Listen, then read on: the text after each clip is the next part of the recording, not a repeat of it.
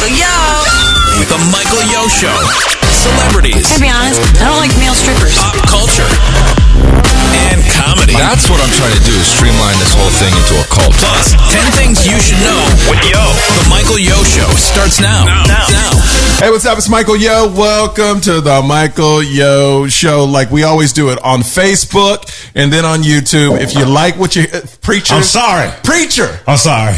What are you doing? I dropped my phone. Pick up your phone, I'm Preacher. so dumb. So you know what's so crazy? Oh my goodness. The water bottle was right here, and I seen it, and I was like, I'm just gonna put my phone on here, and then my phone was like, no, you're not. No, and I did. It dropped. I mean, obviously, just looking at that, you knew that wasn't going to work, right? So dumb, man. I know you're on shows with magicians sometimes, but you're not a magician. I know, man. Preacher. But I love Legos, so I thought that was what it was. Okay, can I finish my intro? I'm sorry. All right, welcome to the Michael Yo Show. You already saw Preacher. If you like the podcast, subscribe, like it, show it some love. It's all over Instagram. Preacher, you just said you were seeing it all over Instagram. Yeah, I kept seeing it kept popping up. I kept search other people. Yeah. And then, you know, I like the videos where like a bunch of pictures, your video would pop up multiple times, and I would just click on it, and I would watch the whole entire thing. Yeah. And that's why I wanted you on the show as well. Exactly. I came up to him and I was like, "Hey man, I keep seeing your stuff." And he's like, "You should do it." And I was like, "All right." I know it was a very subtle way to get on the show. We were at the Laugh Factory. Yeah. At the Laugh Factory, he goes, "Hey man, yeah." He said, "I see your stuff." I would go, "Oh, you should be on." And then I was like, "This dude Jedi mind tricked me."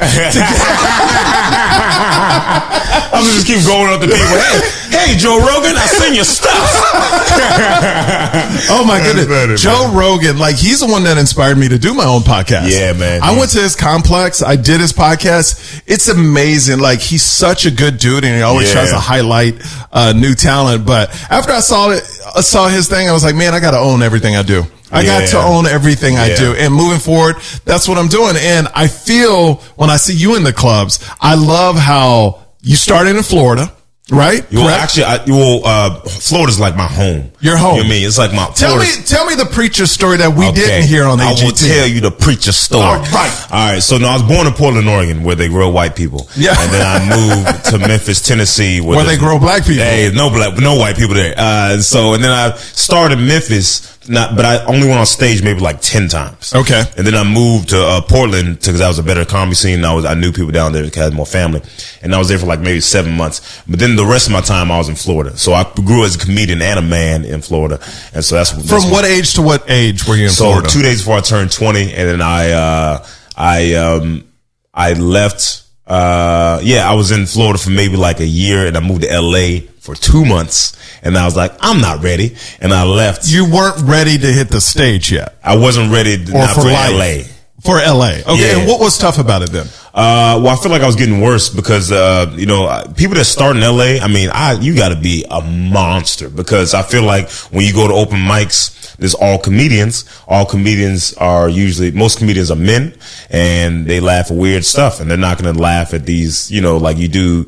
You go to a regular comedy audience, most of the majority of the audience is women, and they're not laughing at weird jokes. Weird jokes as in very male forward jokes, like super, like talking about their penis and I was doing this and I was doing that. Yeah, no, I got you. Yeah. The stereotypical, like, women get put in a box in comedy a lot. They just talk about this. Trust me, there are a lot of dudes that just talk about the same stuff too. Exactly. So it's like, and then you would perform a joke and you're trying to work on a new bit, and it's in front of all comedians, which don't laugh. They don't laugh, and unless you're friends with them, you know what I mean. So it's like I felt myself getting worse. So I was like, I should come back when I have. Was it because you felt like you didn't have confidence when you would not do? I was pretty confident, man. I wasn't like overly confident, but I thought I was confident enough to move out here. So I mean, I thought it was funny enough. But I I did look in the mirror and I was like, oh, I'm getting worse. And so I was there for 2 months, and then I was in the competition, the Flappers competition, the old Uncle Clyde's or whatever. That's when, I think Flappers just started opening up or whatever. They were new. And I made it to the finals, but I was like, I left. And I came back 5 years later. Wait, you never did the finals? No. Why not? Because I left LA. Okay. Because I was like, I'm not ready. You know what I mean? And so I left. I went back to Orlando for 5 more years, and I came back, and everything started Okay, so we all know your story from AGT, like because everybody saw you on AGT. But how that happened? Did you audition or did they reach out? How it happened for you? They reached out to me. But that's not. I mean, they have so many different avenues. Like the person that won before my season, she was like a walk-on. So there's a bunch of walk-ons, but in order to speed up the process, I think they have a lot of scouts. What's a walk-on? So for people that don't know. Walk-on is just someone that waits in line. Okay. And so, for me, they went to Orlando. They was like, hey man, who's the funniest? They went to a comedy club. Who's the top, few comedians or whatever. So the person named me as one of the top people and a couple other people. They looked us up on YouTube. Then it was like, hey, send us some more videos. So we sent more videos. And then it was like, send more videos. Now, how excited are you when you first get the call? Is it something this is my second time. So, I mean, I was like, whatever. Oh, you were on before? No, I auditioned before. Oh, and you didn't make it? No, I just didn't do that well. Cause it's like, you got to do like 17,000 auditions. You know, they show the one on TV, but then you got to audition in front of producers. Then you got to go to some more producers. You got to audition from them. And then they got to approve you. And then you go on TV. How big of a year difference was it the first time you auditioned and the second time? I auditioned in 2013. That was the first time. And then the second time was 2016. So I think, yeah. Wow. I didn't know you auditioned twice. Okay. Yeah, well, no one does because it didn't matter. Okay. So you auditioned the first time. How far did you get then? I didn't make it anywhere. I didn't make it. You just made it to the producers and they were like, no. No. They're like, no. And was that in Orlando? Yeah. Wow. Yeah. That was in Orlando. And so what was your mindset going in the second time where you're like, man, screw it? I don't believe anything until it happens type thing. You know what I mean? I'm like, well, unless it happens, then I'm just going to kind of, you know, even when I filmed it, you know, cause I had friends go on the show and they filmed. It's too many people. Yeah. You know what I mean? So it's like everybody can't get on TV. And it doesn't, I've had friends that film and they never made it. That's what I'm saying. Yeah. So I was like, I'm not, whatever. I mean, I had a friend tell me a story about how they filmed and they did everything. And then when they got to time to air, they were like, oh, we're going to pull you apart. And then he had all these people over. He promoted it. Yeah. And then it's like, they was eating snacks and then they were like, nah. And then, so I just was like, until I see it, I was excited, but I was like, until I see it. So for the comics that watch the show, a lot of comics watch the show too. How many actual sets did you have to do to make it to the final? I did a few. I don't know. Is it 3 or 4? Like when the show airs? Oh, the final. I'm talking about when the show airs. Like you go through all these rounds. How many actual sets did you have to do to make it to the final? So you go to the first round, the second round, then you have the live shows, then you have the semis, then you have the finals. So how many sets is that? 5. 5 sets, and how long is each set? So this is the thing. So they're like 3-minute sets. You know what I mean? Like they're maybe 2.5 to 3 minute sets that they give us. But you know this, like you have like a 5-minute bit, and then they're like, all right, we need 3 minutes. And so like even sometimes one bit I have is like 10 minutes, but I took a portion of that and I took the funniest part, so it destroyed the 10-minute bit, and I put in I confined it and consolidated it into like to 2.5, 3 minutes. So it's like I'm doing a 3-minute bit, but I'm doing a 10-minute bit. So like I was destroying, like I had an okay 45 minutes, and I had an hour that I can technically do an hour. You know what I mean? So when I was going on tour after this, I had just destroyed like 25 of my greatest minutes. You know what I mean? Wait, so those people that you went on tour, because I know there's 2 different philosophies when you do comedy. Yeah. It's until everybody knows your material. Yeah. You can still kind of tour that while you try out new stuff. Yeah. Or did you really just have to throw out that 25 minutes because this audience was coming, was all AGT, so they heard it? Well, I did a joke on the second round, and then they aired it, and then that same weekend I tried to do the joke, you know, because I just I was like, no one's ever known this joke, and they started finishing the punchline. And I was like, all right, well, I guess I can't do this joke, and you know what I mean?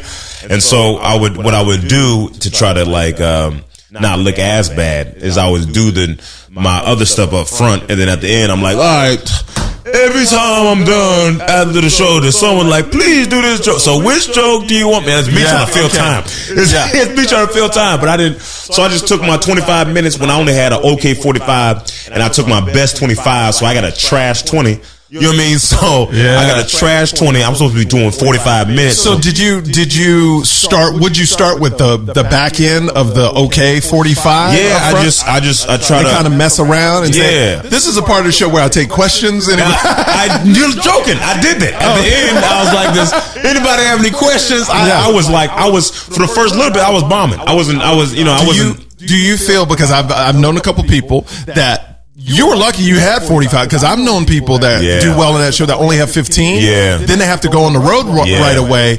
But the problem is they weren't ready to be on the road. But you're not going to pass up money, so you're kind of making up stuff on the road and having those Q&As to spend some time. Now, when you're on the show and all the success happens, you go on the road. You said you didn't do as well at the beginning. How did you supplement that in your mind to keep you like, because it's money. It's money you're getting, but at the same time, you're like, I want these people to come back too. Yeah, well, I wasn't doing, I mean, the thing about, they were my audience, so they were just happy to see me. So, I wasn't like, I wouldn't say I was bombing, like I wasn't like bombing, but I mean my features were funnier than me. You know what I mean? So it's like I was just bringing on people that because they only have to do 15 minutes. They only got to do 15, 20 minutes. So it's like they were like, and then burning the material, so they were doing their best. Yeah. So like I mean the people I brought with me, like, you know, sometimes they'd have better sets or whatever, but I mean, I think that whole process, I think it was good for me. You know what I mean? Because I just filmed my special and I got to throw away all that material. So I'm like, I already know how to do this. You know what I mean? I know it's going to be, and I feel funnier now. I feel like you can't figure out who you are as a comedian until you go on the road, as a headliner, right? And you get into those spots where you get like 15 minutes in and they're not laughing. You know what I'm talking about? And then no, I don't know. Oh, no. I've never been in that position. I've slaughtered every time. And no, I get what you're saying, but I do understand, because a thing when I go on tour, I always bring headliners. They just haven't busted yet. Yeah. You know what I mean? Like a Leo Flowers, a Nick Guerra, Orlando Leyba. Those are dudes that went out. Brent Morin back in the day used to go. Jason Collins, like these are huge. So I've always surrounded monsters. So I always Orlando, man. I've always surrounded myself with great talent, and I felt that when I first started because I was headlining right away. I would bring 4 comics because I only had 20 minutes, and I would go in the middle. But when I started headlining, I would bring a Nick Guerra who destroys, an Orlando Leyba, a Leo Flowers, and I would get people go, hey, you were great, but man, who's this dude? I know, and it's an ego thing, but it makes you grow too. It makes you get better, Because my excuse is they've been doing it for X number of years. I've been doing it for this. Just wait. And now when I go up and I don't get those, I don't hear that anymore. I'm like, okay, I've exceeded the expectations. So I think it's great. And I think on the opposite end, it's terrible when comics, big headliners bring awful openers. They want to look better. But I think that's selfish just from the audience perspective, at least. You know what I mean? Because you're bringing someone that's doing bad so you can look good. But why not have I've had plenty of shows where people are like, man, this is the greatest show I've ever seen. You got because I'll bring a host and a feature and myself. So it's like you can't forget myself. So I'll just bring a fire lineup. You know what I mean? So it's like you want the whole show to be. You want people to go to your show and be like, man, it was amazing. Nah, man, Preacher was funny, or Michael was funny. You want a whole show, and that's what I've always believed. If you read the book, Kevin Hart's book, he did that at the beginning of his career. He says it wasn't about just me; it's about the whole experience of the show. Listen, man, I seen Kevin Hart at the Helium Comedy Club I think it was 2010, when he was working out his material for I think it was Laugh in My Pain, and Spank went up. He went up and he slaughtered, right? It was like he went up and I was like, well, he's funnier than Kevin Hart. I just remember thinking that. Then Naeem went up and he was funnier than Spank. I mean, it was like there was just like different. He did more time. You know what I mean? So he did Spank did maybe 7 minutes and slaughtered. It was like 7 to 10 minutes, 15 minutes, something like that. I don't know. And then he slaughtered. Naeem went up, slaughtered, and I was like, well, why would Kevin Hart bring these people? And then Kevin Hart went up and he did his thing. And so that's the thing. Also, there is a thing of riding the momentum. You know what I mean? Here's what I learned from Chelsea just being on Chelsea Lately's show. The biggest part of Chelsea Lately's show was the round table. The part where she said the least words was her biggest part of the show because everybody else shined. Like how it would work, Chelsea would open up a topic, say a punchline, comic. Chelsea would wrap it up. It was the comics' time to show, but guess who got the credit for that? I know. Yeah, it was the Chelsea Lately show. She's so it's a thing where that's what I remember most about that show. So if you bring a fire lineup, at the end of the day, they're going to come back and see you. Yeah. They'll look up those other comics. Yeah. But the main thing is they come to your show going, that was a freaking great experience. Yeah. I got to bring everybody out to see the show. Yeah. The show. I don't want people before me doing really bad. I mean, it's just so I can look good. Cause I feel like I'm gonna look good anyway. I feel you want to look good. I feel like I don't feel an issue with following anyone at this point. You know what I mean? I feel like I can go up and I feel like I can go after anyone. You know what I mean? Let's talk about this. Who is the biggest person you went after and you were like, wow, I did well. I did great. Oh, who was it, man? Oh, man. Was it me at the Laugh Factory? Oh, yeah, it was Michael, man. It was you. Who did I go up after? There was someone I went up. Oh, I went up at the Tony Rock. Oh yeah, Tony Rock's a beast. Yeah, he went up here. He was like, and I was like, all right, well, I'm still gonna do these new jokes. Yeah, yeah. I was in the back, and I was like, well, now I got to do these old jokes, you know what I mean, so I don't look bad. And I was like, none of them know me, and so I went up and I did the new jokes, and it's really cool. I just went up and reset the room, and then how do you reset the room? Well, I'll go up, and I'll like almost do like a silence for like 5 seconds without doing that. I'll just kind of go up and hey, how we doing? We good? Yeah. Okay, cool. And I just kind of put something down. Like, yeah, I just came from work. Like I'll slow it down. And then I'll, my style is still high energy. So I'll just ramp it back up. But it's like, hey, come into my world real quick. You know what I mean? Cause I've seen it all the time. And I seen Donnell Rons go up, and you seen him go up. Oh yeah, he's a beast. Like it doesn't even make any sense. Man. Yeah, it's just not making any sense. He went up and he slaughtered, right? Right? I never seen him not slaughter. He murders. The person goes up after him is Orny Adams. I think is amazing. But I was like, how is he going to follow this? He goes up, resets the room, gives him his energy, slaughters. After him, Bill Burr. And I was there that night. Oh yeah, we were there.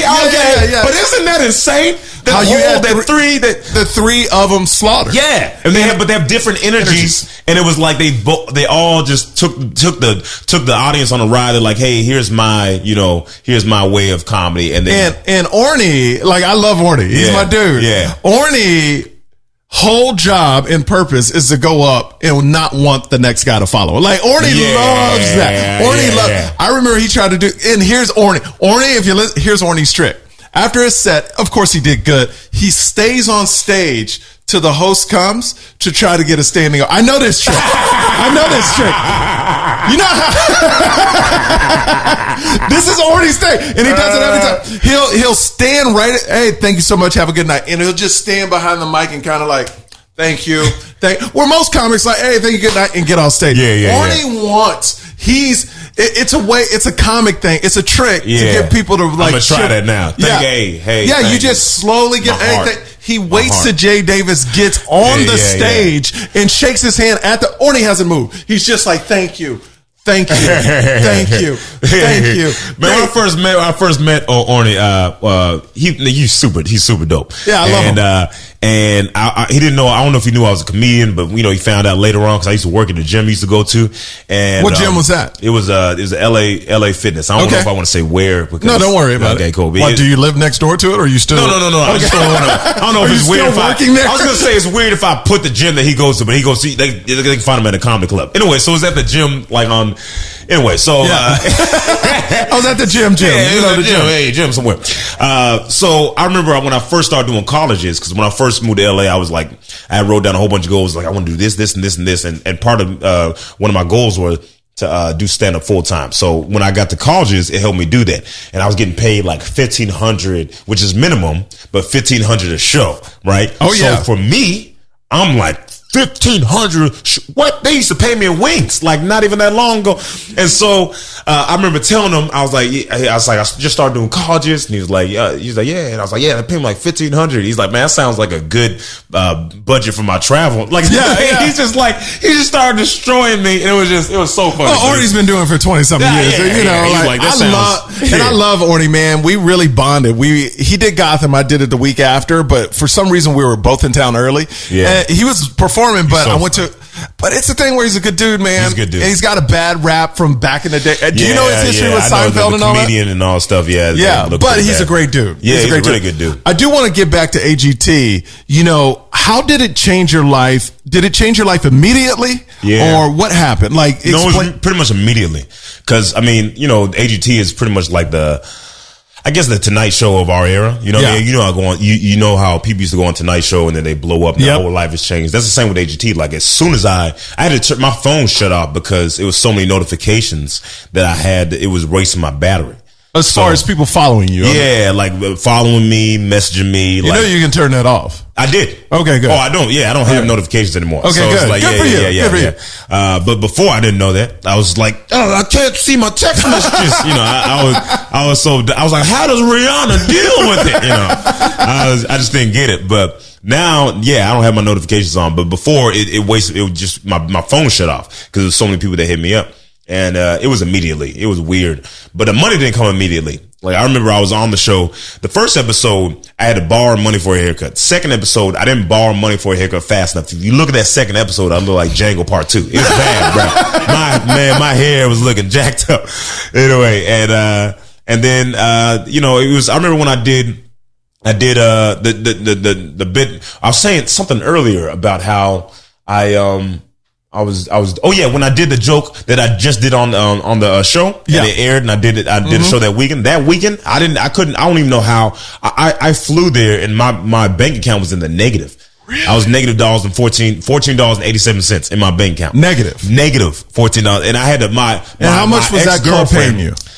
Like $1,500, bro. Yeah, okay. They gave me a base pay, and they pretty much took all. You know how they? Yeah. So in the beginning, they're like, "Oh, we don't know if he pulls," and like, "Yeah, you do, man. You know, I was just on TV, but whatever." So they gave you a base pay, and then they pretty much take the ticket sales. But that's in the beginning. That ain't happening no more. And so so I was in the negative. My ex had to bust up and with some of my shirts so we can sell the shirts so I can make money so I can we can get back. So, and that was while you were on the show. While I was on the show. While I was on the show, I would do shows, come back, and not have enough money to Uber back to my house. I had to borrow money from my ex-girlfriend and my brother. And my brother, I mean, it doesn't seem like that much, but he's broke. I had to borrow money from a broke person. Like, I remember one time, I was like, "Hey, man, can I get some money to Uber?" He sent me like $10. I was like, "What do you think I'm gonna go, man? You think I'm trying to get to the sidewalk? I'm already here. Like, what do you think I'm gonna go with $10? So it's like, I was broke on the show. So after the show aired in its entirety, when did the money start coming in for you? The money started coming in. Well, technically, it started coming in then. Technically, but like really, where it was, changing. I would say by the finale or after. No, way after the finale. Oh, way after? Way after the finale. I would think as soon as it's over, like, boom, it's through the roof. I mean, I was getting paid, but I wasn't getting paid. You know what Got you. Because clubs need to cycle you in to see how you do. They have a system, and they're like, well, if you don't have any proof of you selling tickets, we're not going to do any deals with you. So I kind of get it, but it's like they are kind of taking advantage of their, which hey, but you know what? Here's the thing. Here's the thing. They can take advantage the first time, but the second and third time exactly they can't do that. So it's like so that's pretty much what happened. So it was a minute before I started like making the money I should have been making, but I didn't care because I was so broke before. Yeah. You know what I mean? Like I was so broke before, like I still I was watching my AGC performances like a year ago. I just started crying because I was like, I know it's so corny. I'm a crier. No, I'm a crier now too. Cool. I'm a crier. We may start crying. Okay, cool. Hey, I'm crying now. I was like, well, I love when people make it. I'm crying. So I was crying because I was like, I can't believe I'm here. So I mean, people here, I don't get paid. First of all, I do get paid off of agency. I didn't know that because every time they air on TV, apparently I get a check. Oh, really? Yeah, I didn't know that. Hello. Yeah, but it takes forever. I just got my first check like a year ago or something like that. It was just, so it takes like a year to get paid, but I didn't know we got paid. But when people ask me, like, did you get paid from that? And from my understanding, I didn't get paid. So, but you did with a career. Exactly. So they'd be like, man, that sucks. I'm like, what do you mean? Who sucks for who? Yeah. I didn't get paid with money. I got paid with, notoriety. I got paid with, people coming out to my shows, man. Like my life has changed. So let me ask you this. I know several comedians that have been on AGT. Those couple, I mean, some of them blew up, but some it was hard for them years after the show to hold on to that AGT crowd, because when next year comes, hey, they got another comedian. Exactly. So how are you prepared, or what are you doing to make sure, like, in 2 or 3 years, you're not just that dude that was on AGT? Yeah. I don't want to be known. I want people in the future to be like, oh yeah, he was on AGT. I want people to think that.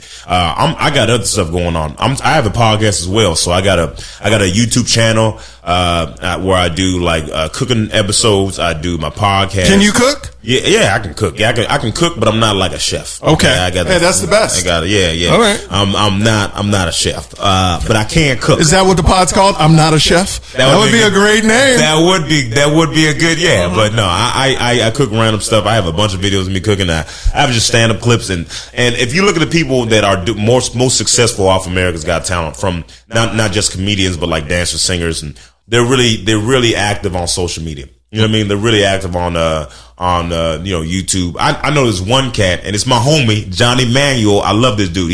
Honestly, he's one of the greatest singers ever.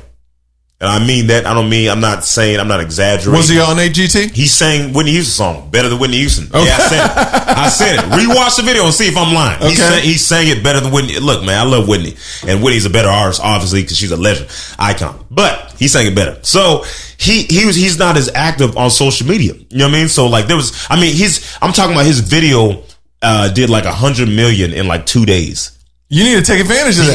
You know what I'm saying? He didn't post on his Instagram for like a month or something. And people are like, I already saw that. Yeah, it was like, bro, what are you doing, need to be man? like, that's me. Yeah, like I remember on my YouTube channel, I would post a video and it would get like 10,000 in like a couple hours or something like that, right? And then I got into it with my ex. We broke up, and I didn't post because I was like kind of like going through it.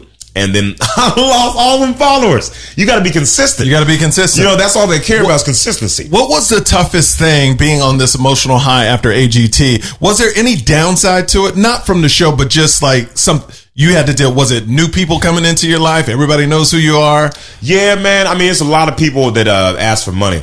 So I mean, it's from a lot your of people, family or from just my friends? Family and friends. I mean, just people in general. Because like I've been broke my entire life. You know what I mean? And you're an average of your 5 closest friends. So like, if I'm broke, obviously everyone around me is broke. So I'm the first person they know with money, and then they think like whatever amount of money that I think I have, they're like, for some reason, they're like, oh, he's a multi Isn't billionaire. I'm like, no, man. Isn't it crazy how people think just because you're on TV, you got a lot of money? I remember my first job, and I'm ashamed, I worked at E! Entertainment. This is when E! Entertainment was like Chelsea lately. Joe McHale did The Soup. Yeah. The Kardashians. I remember it. I remember watching. Yeah. That's why I'm like, I can't believe I'm talking now. Oh, you're the best. I do it all the time. And like the Kardashians just broke. Yeah. They were paying me, it was my first TV job ever. They were paying me $100,000, and to live in LA, I had no experience. So for people watching, they're like, that's a lot of money. Yeah. But living out here on TV, it's not a lot of money. Yeah, it's not. And I was like, wow, this is. But all my friends thought, you would have thought my friends thought I was like a billionaire. Yeah. Like you said. Yeah. It's not like that. It's until not. There's only, I would say 1% get to that level, like a Michael Strahan and those people where they're making real money. Even comics. Yeah. Like, you're not making Joe Coy money or Sebastian money. Exactly. Or Dave Chappelle. Or Dave Chappelle. Yeah. That's 1% or less than 1% that'll ever make that money. But you can make a good living being a comic if you bust. Yeah, I would definitely. I love my lifestyle. Yes. Don't get me wrong. I love my lifestyle, but I definitely don't have as much money as people think I got. Yeah. You know what I mean? Like I'll have like I remember this like people, no, go ahead. What were you gonna say? No, I was just things people say. You know, like I'll have like. I remember I was dating some girl, and then she was like, "Just get us a new apartment." And I'm like, "What are you talking about? What are you talking about? Just get us a new apartment." It was so stupid. And it's like, because I like talked to some other girl that was there, maybe for like I talked to her for a little bit, and then the other girl was like, "Well, I mean, you talked to some girl there, so I mean, just get a new apartment. And I'm like, I don't know how long you think my money is. Right? Okay. It ain't that long. Yeah. But also, shut up. Now, don't tell me who does that. Just get a new apartment. Who does that? Okay, so now AGT, you created this. Your name is Preacher. Yeah. Your comedy is family friendly, I would say. How do you describe it? Well, I mean, this is my thing. So I Because I know you don't want to get yourself in a box too. Yeah, I don't want to be in a box. I don't want to be known as a clean comedian. I don't want to be known as like a vegan comedian, a fitness comedian. I don't want to be known. Oh, you're vegan? Yeah, I'm vegan. Okay, bye. Hey, Interview's over. Thanks for stopping by. Well, too late now. Everybody watch Earthlings on YouTube now. Okay. So yeah, you didn't know I was a vegan? No. Oh man, everything was going great. I'm gonna distract you. Look at my watch. Get on fire. Whoa! Anyway, is that a little magic trick you learned on AGT? You know what? I didn't learn I got it from this guy named Mike Hurley. He's a comedian and he sells watches. And I just love. I'm gonna start smoking cigarettes now. Anyway, I feel like I need it for something. I would be so I keep scared. trying to lie stuff. I would be so scared like my wrist is going to catch on fire or explode. No, man. Like you never know. How are you lighting you? Let me see how this works. No, what I'm saying is that thing's going to get too hot. You're going to be in the sun. Pretty hot. And then boom, it's going to blow. And your hand is gone. And then you'll be like, you know what? Michael Yo said that. Well, thanks for wishing that on me. What was I talking about? Oh, yeah. So I don't want to be known as a certain style comedian, but if you know me, you know who I am on stage. Who I am. Yes. Like I don't really tailor my style. Your hands in my camera. Oh, sorry about that. My bad. I actually kicked it earlier. I know you did. Oh, you seen it? Do we need? My shot was like, do we need to reset my shot, Ernie? Okay. Preacher trying to throw. See, he's plotting against me. That camera's fine. That's all that matters. I really don't know what I was talking about. What was I just saying? You were talking about being put in a box. So I don't cuss off stage. Yeah, you know what I mean. So it's not like I'm not cussing on stage and I go off stage. But I didn't. I heard my mom cuss twice in my entire life, so I just didn't grow up cussing. So it's not like right. So it's just a thing I don't do. So it's like I wouldn't. Why would I go on stage cussing? And I just don't talk about like. I mean, I'm not a political comedian.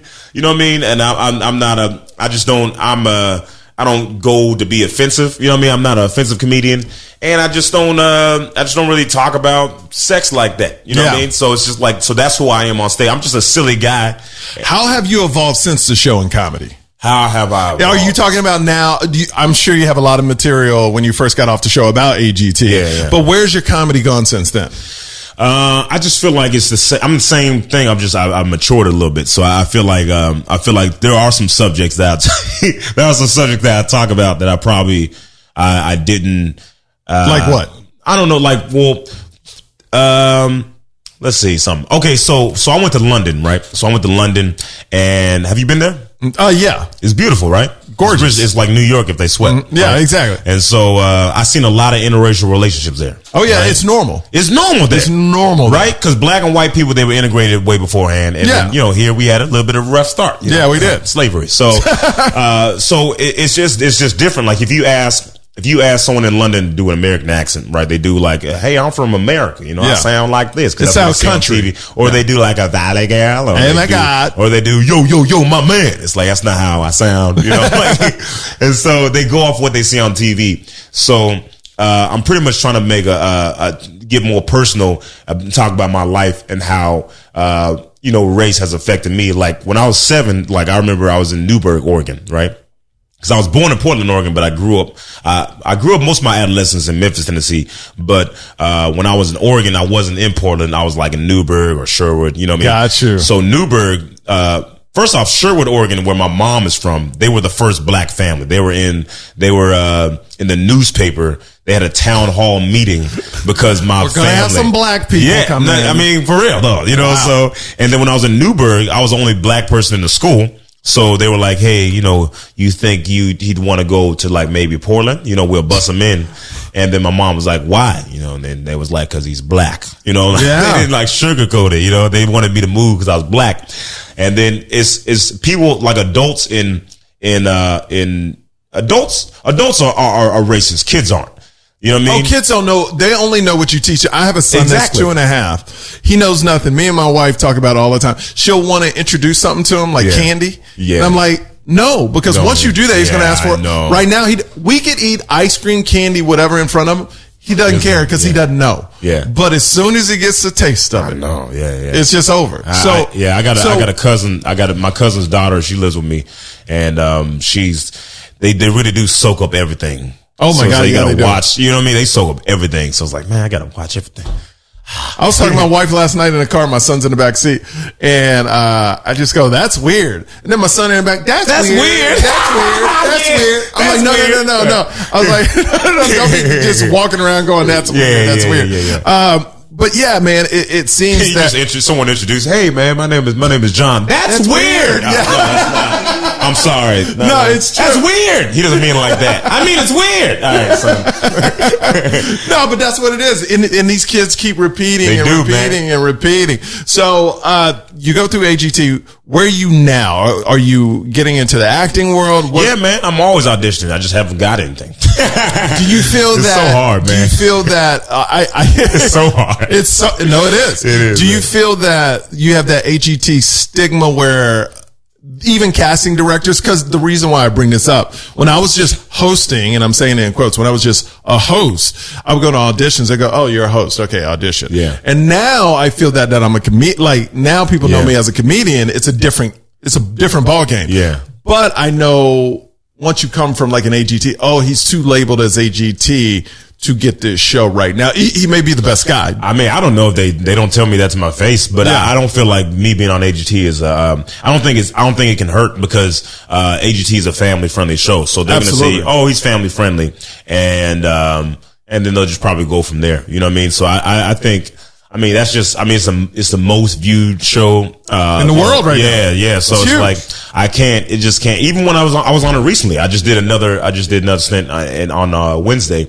And it just helped. It boost my social media. And I did 2 minutes. See? I did 2 minutes, which was like, it's something else that was kind of, frustrating because I was like, man, it was cool because it helped out, but it's like, okay, well, that was just 5 minutes. You know what I mean? So is it 5 you recorded and it cut down to 2, or you just go out there and do 2 minutes? No, I did 2 minutes, but it's like, those are full bits. Full bits, yeah. But I had to, just condense them down. But, that was live. So, they did, it was 2 minutes. It was a minute, like 45 seconds. So now when you do live TV, is it nothing for you? Or do you still get the butterflies? No, I don't get nervous. I never got nervous. I never got nervous. I just don't get nervous. How comedians treat you coming off of AGT, and then all of a sudden you're selling out shows. Did you get a lot of hate? And do you still? I mean, you're a nice guy. That's the same with like before. Like if they hated me, I wouldn't know. You know what I mean? So I'm not in the comedy community. There was some hate I got before when I was before AGT. There was some hate before, and those same people kind of, they didn't change. They were like, we still don't like you. And I was like, respect. But like, it was just the same group of comedians that didn't like me, and the ones that, I heard about other comedians not liking me or something like that, but they never, when I see them, they're normal to me. So I kind of just, it doesn't bother me. As long as I don't see it, I'm fine kind of thing. I feel like you're like me. We're also people that just go to clubs, perform, and leave. We're not there to hang out. Yeah, exactly. Yeah. I just kind of go, I'm like this, I'm just here to try these new jokes out. And if I see Donna Rollins, Orny Adams, and Bill Burr back to back, then I'll stay and watch. Absolutely, you know what I mean? 100%. And that's only a few times, to be honest with you, because I've seen Dave Chappelle at the Comedy Store, and I'm like, this dude is brilliant. I gotta work in the morning. I gotta go on a flight. So this is great. So I mean, I don't even watch other comedians. You know what I mean? I just kind of do my. Do you not watch other comedians? I'm a dude that doesn't do that either because I never want to. Know that I got an idea. Yeah, are you like that? No, why? No, I just don't watch them. I just don't like watching comedy, bro. I don't like watching it because I feel like I've seen it too much, and it's kind of like it kind of ruined it a little bit for me. You know what I mean? Like it just like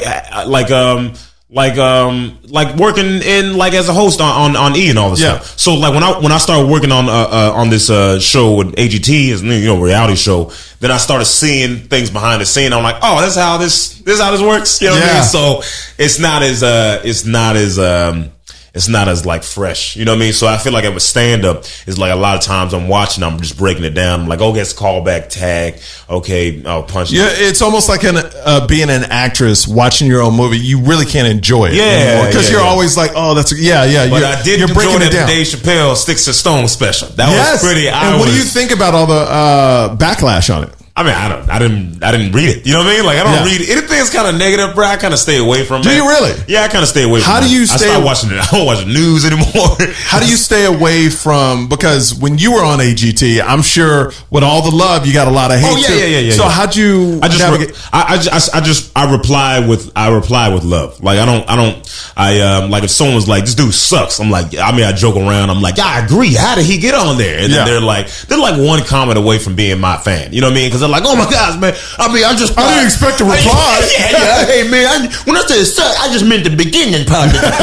It's like, whatever, man. But like, I just kind of, I don't. If someone's like, oh, this dude sucks, or he's trying to be like, I'll get this a lot. People say he's trying to be like Eddie Murphy, and I'm like, usually when people say that, they only know 3 black comedians. Eddie Murphy, Dave Chappelle, Kevin Hart. You don't know Chris Rock. You can't name D. Ray Davis, Lavelle Crawford, Arnez J. Like all these comedians that I grew up watching. Corey Holcomb. Yeah. You know what I'm saying? Like you don't know any other black comedians. Yeah. So that's how I feel. But I don't reply. I feel like that's what they want. So why do you even reply? Because I want more followers. Yeah, no. They do, man. They follow me, man. Yeah. And also, I make sure I reply to all the positive comments. Like I'll reply to like mad positive comments before I do a negative comment, because I'm not going to give someone that's shining a negative light on me attention before someone that shows me love. So I always make sure, like, did you reply? So you never block? No, I've never blocked anyone. Oh, I block people. Do you really? What do they be saying? Nothing mean. It's just my thing. I don't like your profile picture. But my thing is, I feel like some people are just out there to say negative things, and not even like I'm a quick blocker. Yeah. Like if I read something I don't like that you left on my page, I'll block you. Because I don't care. I just don't need negative energy around me. I'm a positive dude. Yeah, you are. But I won't reply to them. I'll just block. I'd rather block them. Well, I can't block people on the YouTube video. Oh yeah. You know what I mean? Like, but I just don't. I don't block people because I'm like, you know what? I just kind of look past it. Someone posts on my YouTube channel. They're like, your channel's dead, and I was like, man. It's just not, it's struggling right now. Okay. It ain't dead. You know what I mean? But it's like, I had so much love. And because like I said before, you gotta be consistent. I'll be doing really well. And then it's happened twice to me. I'll do really well and get a bunch of views. And then I'll stop posting for months. You know what I mean? And then it's a business. You got to open up every day. You can't do that. Yeah. So now I'm in the stage of rebuilding, whatever. But I haven't blocked them. But maybe I should, man. And then they're gone. Yeah. And then you don't have to worry about it. Yeah. But all right. So before you go, what advice would you give anyone else that wants to be on AGT? Oh man, I would just say, don't follow your dreams, lead them.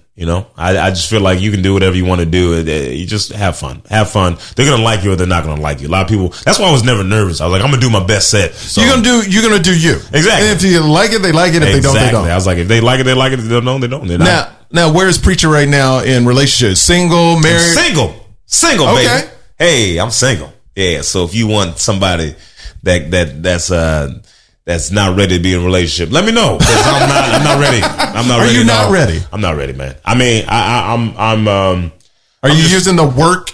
I got too much work I need to get done. I just have no, I'm still trying to recover. I'm still trying to recover, man. So how long were you in this last relationship? 2 years, 8 months. Okay. 13 days. Listen, it doesn't matter. Wow. From that point, no, just playing. It was 2 years, 8 months, but 13 days I added that. Okay. That'd be funny though if it was. No, but so yeah, I was in there for about 2 years, 8 months, and then I think it's half the time. So I'm thinking about I also think I should focus on my career. You know what I mean? I should focus on what I want to do, because I feel like being in a relationship is a second job. I know people say, stop, it's not like a second job. If you're in a relationship and it's like a job, it's like, no, man, it takes work. It takes work. You know what I mean? But I will say this, me loving my wife, and we've been together 5 years. We hardly ever, we've gotten in one fight in our life. That's what I want. I always tell people it's work, but it shouldn't be hard work. Yeah, like and once it becomes hard work, that's when it's like it's the wrong relationship. Exactly. You shouldn't be fighting all the time. And things like that. I want that though. The one fight thing. Yeah. Because I've heard people do that where they've never been in the fight. You know what the fight was about? What was it about? A pillow. Shut up. I was like, why do you have so many pillows on the bed? And I got mad and started throwing pillows. Like I would start throwing them out. It's like, you just skip the throwing pillows? Why do you have so many pillows? Ah! Throwing pillows. Why are there 37 pillows on our bed? We only need 4. And she keeps spending money on pillows. Like, there are pillows everywhere in this house. Yeah, man. I would have argued. I feel like I'm down with a bunch of pillows, man. See, I'm not. I need a pillow under one of my legs. I need a pillow. Oh, this is because I'm lonely. Never mind. I just imagine the pillow's a person. That's why okay. That's what it is. That's why I need so many pillows. Is that why you walked in with a pillow? That was so weird. Oh, man. All right, Preacher, thank you so much for stopping by, man. Tell us about the podcast, the YouTube channel, all that stuff. My YouTube channel is Preacher Lawson. So is my Twitter, Instagram, Facebook, Snapchat. You know, you still do Snapchat, huh? No, I don't. Okay, I didn't think so. I don't. I don't even know why I keep saying that. Yeah, why do you? Stop saying that. Okay. I don't do Snapchat because I'm not 11. So it's like, exactly. Oh my gosh, bro. If anyone's like, have me on Snapchat, I'm like, I don't think I should be messing with you. Okay, right? Yeah.